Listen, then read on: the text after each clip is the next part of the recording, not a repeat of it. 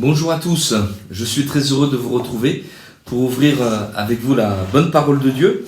Et nous allons le faire sans tarder en allant dans l'évangile de Jean pour lire un texte bien connu qui se trouve au chapitre 4 de l'évangile selon Jean et qui nous parle de la rencontre de Jésus avec une femme samaritaine. Et nous allons voir un aspect particulier de ce texte, si vous voulez bien. Voici, nous commençons. Le Seigneur sut que les pharisiens avaient appris qu'il faisait baptiser plus de disciples que Jean. Toutefois, Jésus ne baptisait pas lui-même, mais c'étaient ses disciples. Alors il quitta la Judée et retourna en Galilée. Comme il fallait qu'il passât par la Samarie, il arriva dans une ville de Samarie nommée Sychar, près du champ que Jacob avait donné à Joseph, son fils. Là se trouvait le puits de Jacob. Jésus, fatigué du voyage, était assis au bord du puits. C'était environ la 6e heure. Une femme de Samarie vint puiser de l'eau. Jésus lui dit « Donne-moi à boire », car ses disciples étaient allés à la ville pour acheter des vivres. La femme samaritaine lui dit « Comment toi, qui es juif, me demandes-tu à boire, à moi, qui suis une femme samaritaine ?» Les Juifs, en effet, n'ont pas de relation avec les Samaritains. Jésus lui répondit « Si tu connaissais le don de Dieu, et qui est celui qui te dit « Donne-moi à boire », tu lui aurais toi-même demandé à boire, et il t'aurait donné de l'eau vive. « Seigneur, lui dit la femme, tu n'as rien pour puiser, et le puits est profond. D'où aurais-tu donc cette eau vive? Es-tu plus grand que nos pères, notre père Jacob, qui nous a donné ce puits, et qui en a bu lui-même, ainsi que ses fils et ses troupeaux ?» Jésus lui répondit, « Quiconque boit de cette eau aura encore soif, mais celui qui boira de l'eau que je lui donnerai n'aura jamais soif. Et l'eau que je lui donnerai deviendra en lui une source d'eau qui jaillira jusque dans la vie éternelle. » La femme lui dit, « Seigneur, donne-moi cette eau, afin que je n'ai plus soif et que je ne vienne plus puiser ici. » « Va, lui dit Jésus, appelle ton mari et viens ici. » La femme répondit, « Je n'ai pas de mari. » Jésus lui dit, « Tu as eu raison de dire, je n'ai point de mari, car tu as eu 5 maris, et celui que tu as maintenant n'est pas ton mari. En cela tu as dit vrai. » « Seigneur, lui dit la femme, je vois que tu es prophète. Nos pères ont adoré sur cette montagne. Et vous dites-vous que le lieu où il faut adorer est à Jérusalem. Femme lui dit, Jésus, crois-moi, l'heure vient où ce ne sera ni sur cette montagne, ni à Jérusalem que vous adorerez le Père. Vous adorez ce que vous ne connaissez pas. Nous adorons ce que nous connaissons, car le salut vient des Juifs. Mais l'heure vient, et elle est déjà venue, où les vrais adorateurs adoreront le Père, en esprit et en vérité. Car ce sont là les adorateurs que le Père demande. Dieu est esprit, et il faut que ceux qui l'adorent en esprit et en vérité. La femme lui dit, « Je sais que le Messie doit venir, celui qu'on appelle Christ. Quand il sera venu, il nous annoncera toutes choses. » Jésus lui dit, « Je le suis, moi qui te parle. » Et au verset 28, il nous est dit, « Alors la femme, ayant laissé sa cruche, s'en alla dans la ville et dit aux gens, « Venez voir un homme qui m'a dit tout ce que j'ai fait. Ne serait-ce point le Christ ?» Ils sortirent de la ville et ils vinrent vers lui. Et puis, nous terminons au verset 39.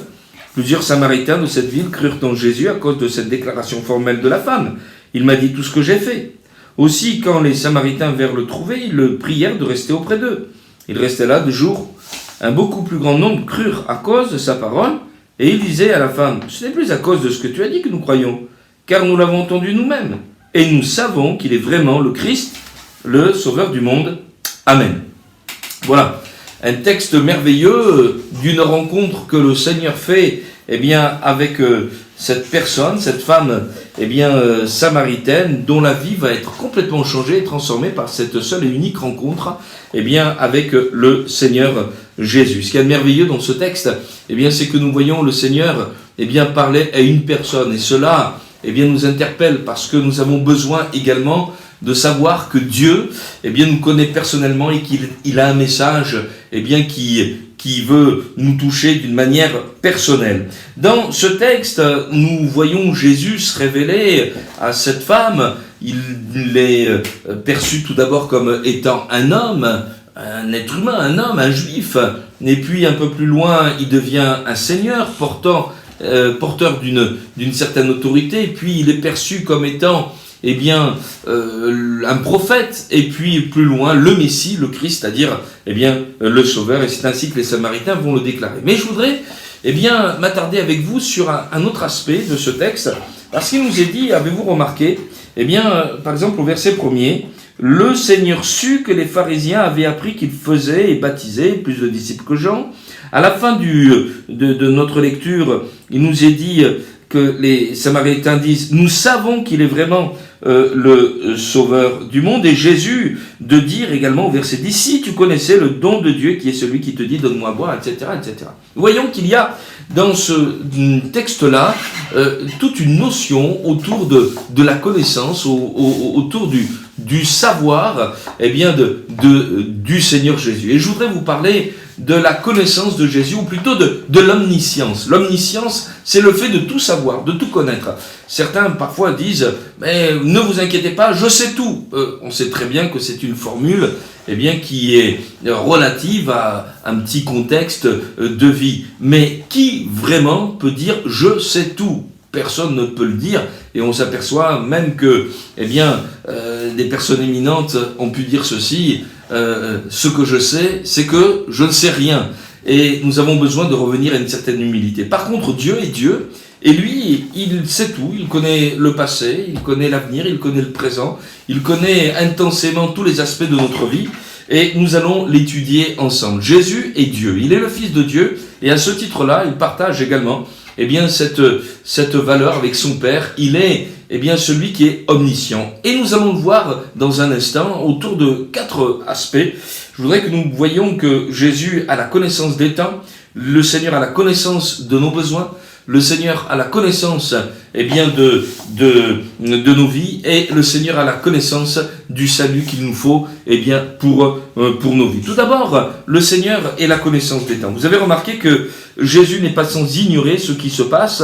Le Seigneur sut que les pharisiens avaient appris qu'il faisait baptiser plus de disciples que Jean. Le Seigneur sait dans quelle période il se passe, il est en train de se faire connaître et il révèle son message. Nous sommes là dans cette partie autour de Jérusalem, ou au bord du Jourdain, où Jean-Baptiste a déjà baptisé. Le Seigneur eh bien, proclame son message, et il y a une popularité qui est en train de naître, et une rivalité qui va eh bien, se faire jour dans le cœur des chefs religieux. Le Seigneur eh bien, va quitter ces lieux. Il sait qu'il doit eh bien, donner sa vie, il sait qui il est, il sait que eh bien, il est venu pour une mission exclusive, c'est donner sa vie pour eh bien, devenir notre sauveur, payer notre dette, la dette de notre péché, selon ce que l'Écriture eh bien, dit dans le chapitre 53 du livre d'Ésaïe. Le châtiment qui nous donne la paix est tombé sur lui. Le Seigneur est celui qui est l'agneau de Dieu qui ôte le péché du monde. Et pour qu'on le reconnaisse et qu'il ait le temps de faire ses œuvres, le voici eh bien, montant en Galilée. Et sur le chemin, eh bien, il traverse cette zone de Samarie, et il découvre cette femme. Et l'Écriture nous dit, eh bien, il fallait qu'il passât à Samarie.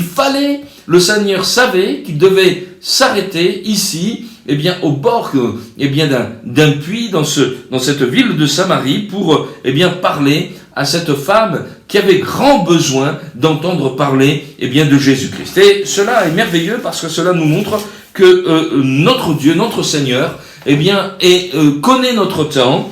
Il n'est pas hors du temps. Il veut véhiculer son message dans le temps dans lequel eh bien, nous vivons.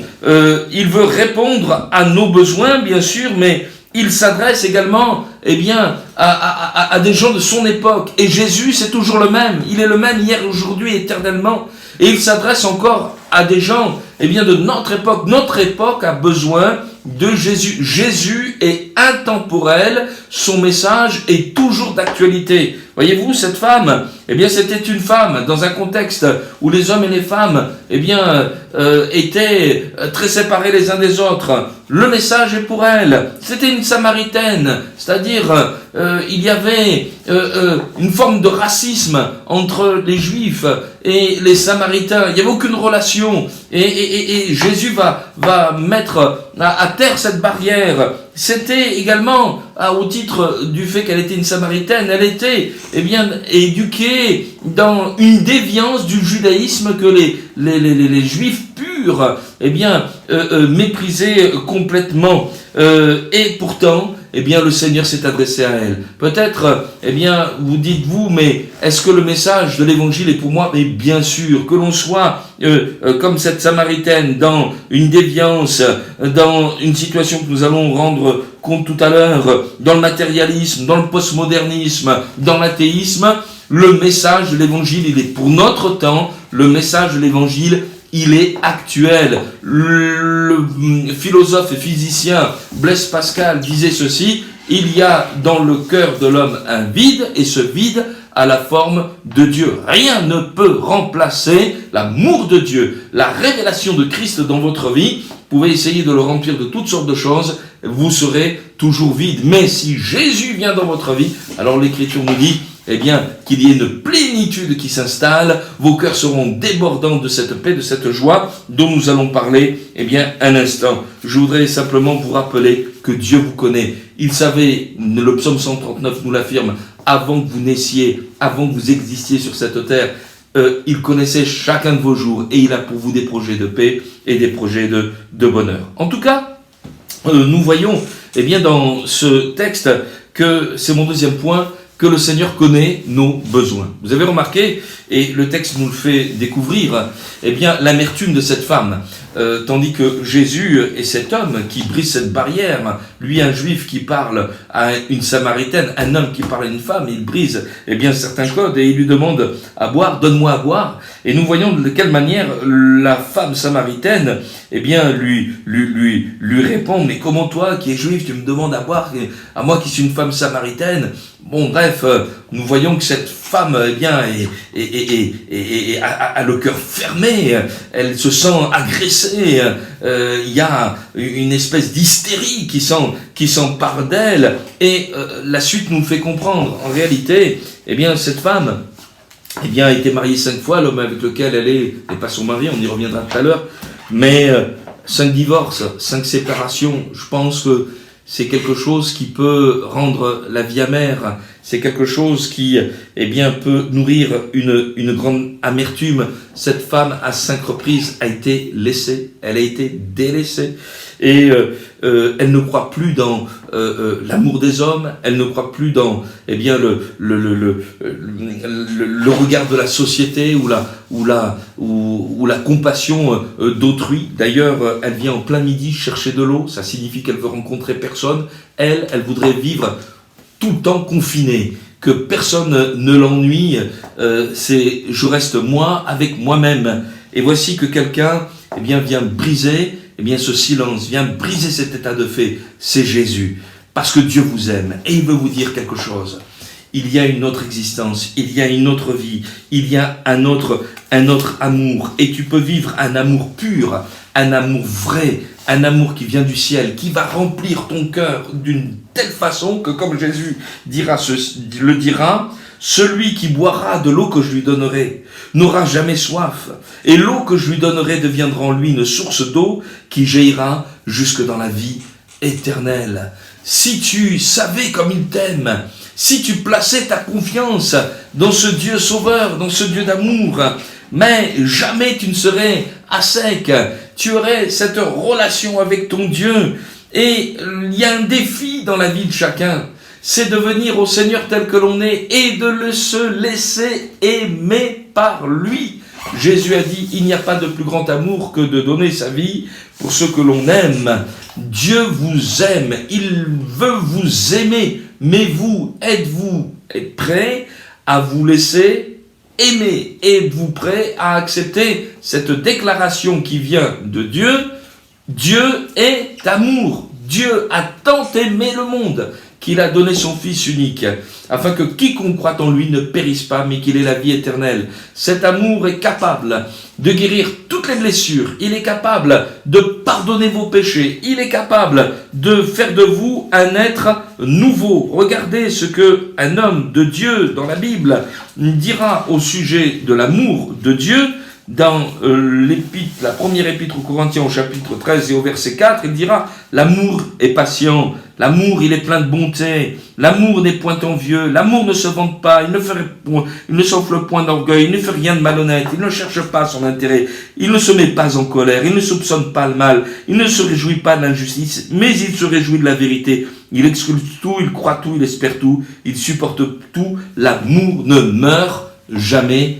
Amen. » Et c'est de cela dont cette femme avait besoin, que quelqu'un l'aime, non pas, un amour de passage, ou comme cet artiste Édith Piaf le disait, un amour de 14 juillet, mais un amour qui dure éternellement, l'amour de Dieu, qui ne regarde pas à la couleur de la peau, qui ne regarde pas si tu es un homme, si tu es une femme, si tu es riche, si tu es pauvre, ou ton origine sociale, ethnique, ou je ne sais quoi, mais qui t'aime parce que, tu es une créature de Dieu, parce que il a donné sa vie pour toi, parce que, il veut faire de toi, son enfant. Et je ne sais pas ce qui s'est passé, dans ce dialogue, mais cette femme a répondu instinctivement, Seigneur, donne-moi cette eau, donne-moi cet amour, afin que je ne plus puiser ici. Et peut-être, quelqu'un va puiser l'amour, va puiser, un petit peu de gaieté, sur Internet, avec des rencontres, des relations, je ne sais quoi. Mais je voudrais vous dire ceci, vous êtes en train de perdre votre vie, vous êtes en train de briser votre cœur davantage, et cette femme m'en avait fait l'expérience, tournez-vous vers le Seigneur. D'autant que Jésus connaît nos vies. Vous avez remarqué, on va y venir dans un instant, le Seigneur va se révéler en ce qu'il est, c'est-à-dire le sauveur du monde, et il veut la sauver. Mais c'est mon troisième point, la connaissance de nos vies. Jésus connaît nos vies, et il connaît la vie de cette femme, qui est faite d'échecs, qui est faite également de péchés, et le Seigneur ne va pas passer à côté de cela. Il va avant d'aller plus loin, il va lui demander d'aller chercher son mari. Alors, je vous ai dit tout à l'heure, elle a eu 5 maris, celui avec lequel elle est n'est pas son mari, mais je voudrais vous faire remarquer de la façon dont le Seigneur s'y prend, parce que cette femme dit « j'ai pas de mari ». Et Jésus lui dit « tu as dit la vérité, c'est vrai, tu dis la vérité ». Et on se dit « c'est vrai, tu as eu 5 maris, tu as eu celui avec lequel c'est pas ton mari, mais voilà, tu as dit la vérité ». On voit que le Seigneur ne veut pas perdre cette femme. On voit que le Seigneur veut l'amener à une repentance, à comprendre, à avoir une prise de conscience de sa situation, mais il ne veut pas la rejeter. Et je voudrais peut-être m'adresser à quelqu'un qui est dans une situation de péché, parce que si Jésus est venu pour nous sauver, c'est nous sauver de nos péchés. Il est venu pour nous purifier et nous laver de tout péché. Je voudrais vous rappeler que Jésus-Christ est sans péché, qu'il n'a jamais transgressé quoi que ce soit quant à la volonté de son Père, que son sang qu'il a versé à la croix du Calvaire a la vertu de nous purifier de tout péché, et c'est en vertu de ce sacrifice immense que nous pouvons entrer, purifiés dans la présence de Dieu pour saisir la vie. C'est un pardon total. Jésus a tout accompli à la croix, et jamais, au grand jamais, nous n'avons vu le Seigneur, qui était au contact des pécheurs de son temps, comme il est au contact des pécheurs d'aujourd'hui, leur dire, parce qu'il les aime, mais restez dans vos péchés. Mais non. Le salaire du péché, c'est la mort. Et le don gratuit de Dieu, c'est la vie éternelle. Au contraire, le Seigneur nous libère de nos péchés, et le Seigneur nous pardonne et fait de nous de nouvelles créatures. Et la Bible insiste là-dessus. 2 Corinthiens chapitre 5 verset 17, si quelqu'un est en Christ, il est une nouvelle créature. Les choses anciennes sont passées, voici, toutes choses sont devenues nouvelles, et nous devenons des êtres nouveaux qui ne sont plus sous le règne, sous le pouvoir du péché. Si quelqu'un était tombé, mais l'Écriture nous donne la procédure à suivre. Je le signale dans la première épître de Jean au chapitre, au chapitre 2 et au verset 1er, « Mes petits enfants, je vous ai écrit afin que vous ne péchiez point. Et si quelqu'un a péché, nous avons un avocat auprès du Père, Jésus-Christ le juste. Il est lui-même une victime propitiatoire pour nos péchés, non seulement pour les nôtres, mais aussi pour ceux du monde entier. Et le Seigneur va un peu plus loin. Si nous gardons ses commandements, par là nous savons que nous l'avons connu. Celui qui dit « je l'ai connu » qui ne garde pas ses commandements est un menteur et la vérité n'est point en lui. Mais celui qui garde sa parole, l'amour de Dieu, est véritablement parfait en lui. Par là nous savons que nous sommes en lui. Amen. Donc nous voyons que le Seigneur connaît nos vies, il sait ce dont nous avons besoin, et il veut que nous soyons vrais avec lui, tel que lui aussi est vrai avec nous. Alors, je termine ces moments en disant que, donc bien sûr, le Seigneur connaît notre temps, il sait ce dont nous avons besoin, cet amour qui vient de Dieu, il connaît nos vies et il nous appartient d'être vrais et droits devant lui, mais il connaît le salut dont nous avons besoin. Et tout à l'heure, je l'ai dit, nous avons besoin de découvrir cet amour, et cet amour qui durera toujours, cet amour dont nous pouvons, qui va nous guérir, cet amour qui ne nous quittera jamais, cet amour dont nous ne pourrons jamais être séparés, parce que cette femme avait vécu plusieurs séparations douloureuses, certainement. Tous ses maris lui avaient dit « je t'aime, je t'aime ». Et puis, ils étaient partis. Et quelle amertume, quelle tristesse. Et Jésus lui dit, ici, ce que le Père veut, ce sont des adorateurs, qu'il adore en esprit et en vérité. Les vrais adorateurs qui adoreront le Père en esprit et en vérité. Et le Seigneur est en train de dire, ce que Dieu veut, c'est aussi des hommes et des femmes qui l'aiment. C'est ça, adorer. Adorer, c'est le stade ultime de l'amour. On ne peut pas aller dans la gradation de l'amour, on ne peut pas aller plus haut que adorer. C'est adorer, c'est adorer en esprit, c'est adorer quelqu'un pour ce qu'il est. Et d'ailleurs, on ne peut pas adorer quelqu'un d'autre que Dieu. Il n'y a que Dieu qui est adorable. Ne dites pas j'adore le chocolat, ça ne veut rien dire. Dites j'aime, j'apprécie, etc. Mais non, mais l'adoration est un mot qui ne devrait être employé qu'à l'égard de Dieu, à l'égard de son œuvre. Et Jésus est en train d'amener cette femme à une relation avec Dieu qui est faite d'adoration, qui est faite d'amour. Et on pourrait se poser la question, mais quel est le moteur, quelle est la force de cette relation? J'en ai parlé plusieurs fois. C'est le sacrifice de Jésus. C'est l'œuvre de Jésus-Christ à la croix du Calvaire. D'un homme pécheur, d'un homme blasphémateur, d'un homme menteur, il en fait un enfant de Dieu. Nous étions entachés de nos péchés, semblables à cette femme, vie faite d'échecs, faite d'erreurs, la misère, le péché, le repli sur soi, l'agressivité. Et Dieu nous a aimés tels que nous étions. Oh, cet amour est désarmant.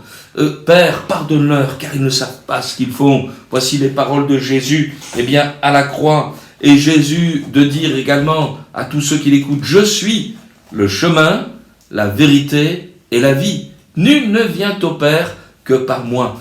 La relation que le Christ, le Fils, a avec le Père, le Seigneur veut t'y introduire afin que tu goûtes cet amour. Et cette femme va être introduite par le Messie, par le Christ, dans cette relation. De telle sorte que lorsque le Seigneur eut fini de lui parler, elle va oublier sa cruche, elle va oublier sa soif. Elle a trouvé la source d'eau vive, celle qui ne tarit jamais, et elle va aller vers les Samaritains. Fini le confinement pour elle, confinement spirituel, sociétal, etc. J'ai rencontré un homme qui m'a dit tout ce que j'ai fait. Est-ce que ça ne serait pas le Christ? J'ai rencontré quelqu'un qui m'a aimé tel que j'étais. Il m'a changé, il m'a transformé. Je suis plus la même, je suis différente. Et maintenant, je veux l'aimer, je veux marcher dans ses voies. Et il va y avoir un tel impact dans cette ville de Samarie, que ces Samaritains vont venir auprès de Jésus et vont dire, après l'avoir écouté au bout de 2 jours, nous savons maintenant qu'il est vraiment le sauveur du monde. Le savez-vous? Le savez-vous? Il est non seulement le sauveur du monde, mais il veut être également votre sauveur. Voulez-vous vous laisser aimer par lui? Voulez-vous ouvrir votre cœur? Voulez-vous accepter cette déclaration? Vous êtes aimé de Dieu. Dieu est amour. et Dieu vous aime. Que Dieu vous bénisse. Croyez-le de tout votre cœur. Que Dieu vous bénisse, vous pardonne, vous rétablisse et vous amène à cette vie nouvelle. Que Dieu soit béni. Amen.